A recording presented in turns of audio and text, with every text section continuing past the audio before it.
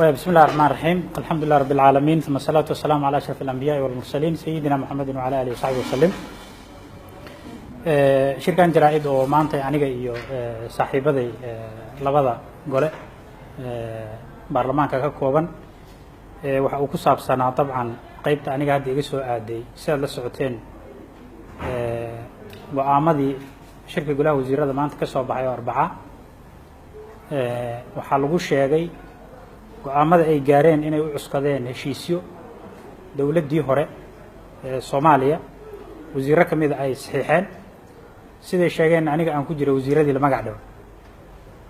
waxaan rabaa marka arrintaas inaan ummadda Soomaaliyeed la wadaago sidii ay ahayd iyo sharciyada ay cuskadeen sida ay tahay ayaan rabaa inaan ummadda la wadaago midda koobaad waxay tahay horta heshiisku wuxuu ka koobnaa 8 qodob waxaana la galay bishii May sanadkii 2015 wuxuuna quseeyay colaad ka dhacday dhulkan Soomaalidu ay wada degan tahay labada gobol gobolka Qorraxay maamulka ismaamulka Soomaalida iyo gobolka Galgaduud maamulka Galmudug colaadu dabcan waxay ka qaraxday waxay ahayd oo horseed ka ahaa ciidamada liyu booliska loo yaqaano oo dadka deegaanka weerar ku qaaday weerarkaasuna uu ka dhashay qasaare lixaad leh oo naf iyo maalba leh sidaas daraadeedna dadkii deegaanka inta is abaabuleen meeshaas dagaal uu ka dhacay ayaa anaga waxaa naloo soo gaarsiiyey codsi ah colaada meeshaas ka jirta inaan damino oo horseeda u noqon annagoo marka ka turjumayna sidii colaadaas u istaagi lahayd ayaa aniga iyo gudoomiyaha gobolka Galgaduud iyo ugaaska oo beesha aniga aan ka soo jeedo ugaaskeeda ah iyo odayaal dhaqan oo isla socda ayaan qaabeelad waxaan ku tagnay magaalada Jigjigo sidii colaadaas loo joojin lahaa waxaan meeshaas kula kulannay maamulka Cabdi Maxamed Cumar oo hogaaminayay iyo saraakiil Etoobiyana iyo warka socda wasaaradda arrimaha dibadda Etoobiya wada hadal dheer kadib oo meeshaas aan ku galnay oo la isku sheegay wixii meesha ka dhacay iyo dhibaatadii dadka deegaanka gaartay ayaa waxay ka soo baxeen qodobada 8 qodobadu marka dhamaantood 8 waxay wada quseeyeen colaada meeshaas ka dhacday sidii loo dami lahaa waxyaabihii sababa sidii loo xalin lahaa iyo deegaankaas inaysan ka dhicin dhibaato kale oo intaas ka sii baaxad weyn qaabka anagu meesha aan ku tagnana qaab beeleed oo ay quseeyday qaybta Soomaaliya gaar ahaan qaybta Galgaduud gobolka Galgaduud dadkii ka soo jeeda ayaan ahay heshiiska aniga iyo gudoomiyaha gobolka Galgaduud ayaa dhinaca Soomaaliya u saxiixay saxiixaasna markaan galeynay xukuumad anagu wakiil uga maanan ahayn dawlad Soomaaliyeed oo nadirsatay oo tiro noo galana ma aysan jirin laakiin maadaama labadanadaba ay noqosayday dhibaatada deegaanka ka dhacday oo dadka anaguna xildhibaanka ay ahaayeen oo labada jaanib degan jaanibka ismaamulka Soomaalida iyo jaanibkan kale dhinacan kale ee gobolka Galgaduud ayaan sidaas meesha ku tagnay waana sababta ugaaskii odayaasha dhaqanka ay noola socdeen sida caadada wax heshiis gali kara dawlad marka laga hadlo magac dawlad ku gali kara waxa ka jira madaxweynaha iyo ra'iisul wasaaraha iyo wasiirka arrimaha dibadda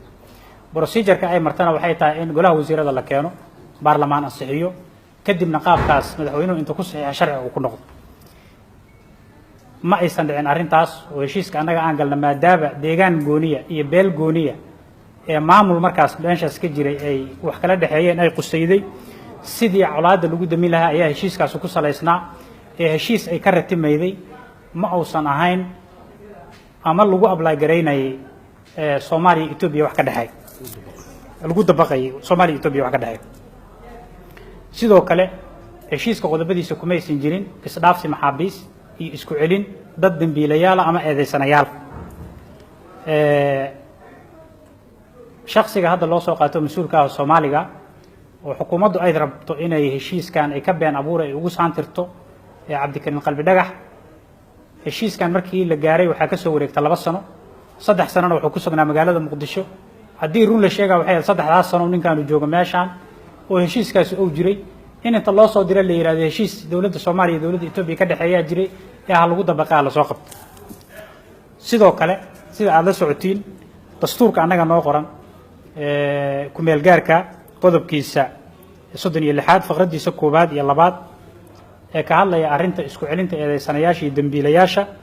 wuxuu ku imaan karaa oo keliya heshiis dowladda Soomaaliya ay qayb ka tahay baarlamaankuna sharci uu ka soo saaro keliya ayuu ku hirgeli karaa sidoo kale isla qodobka 37 faqradiisa koowaad iyo labaad wuxuu qeexayaa in dastuurka ku meel gaarka iska dhaaf muwaadin Soomaaliyeed in dawlad kale loo dhiibay xitaa qofka ajnabiga ee qaxooti ahaan ku yimaada dalka Soomaaliya in aan loogu celi karin dalkii uu ka yimid haddii ay jiraan waxyaabo cadeynaya in qofkaas uu dhibaato kala kulmayo ama lagu dhibaateynayo deegaanka uu ka yimid sidaas daraadeed waxaan rabnaa ummadda Soomaaliyeed inaan u sheegno go'aankan mas'uuliyad darrada ee golaha wasiiradu maanta ay qaateen ee looga been abuurayo dad mas'uuliyiin oo heshiis aysan gelin leeyahay waa galeen oo muwaadin Soomaaliyeed oo dhulka Soomaaliyeed ku sugan loogu dhiibayo dawlad kale loogu gacan gelinayo inay taa wax kama jiraan